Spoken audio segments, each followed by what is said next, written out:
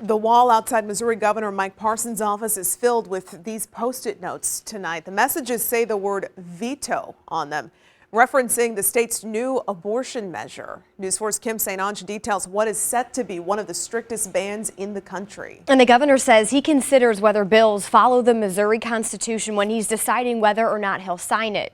He believes this abortion bill does and says it's just a matter of time before he signs it. Emotions ran high today at the Capitol as the abortion bill made it through one of the last big hurdles, passing 110 to 44 in the Republican-led House. The bill bans abortions at 8 weeks of pregnancy. There are no exceptions for rape or incest, only medical emergencies. If doctors are caught performing an abortion, they'd face up to 15 years in prison. Let's just say someone is sexually assaulted.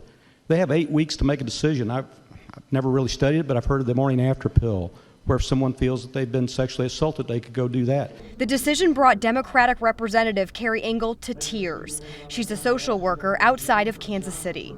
The trauma that this is doing to the women that I've worked with and the families of this state, and how triggering all of these conversations are, is just unbearable. Before the vote, Democrats challenged the Republican argument that all lives are worth saving. If we thought all life was precious, we would certainly find a way to protect our children from gun violence. Missouri follows Alabama as the latest state to pass a strict abortion bill. The governor says he is pro-life and will sign the bill as it's written. It's a very emotional issue for a lot of people. They're going to have their view whether they support or they don't. I don't know that we're going to change anybody's opinion right now on anything on that particular issue.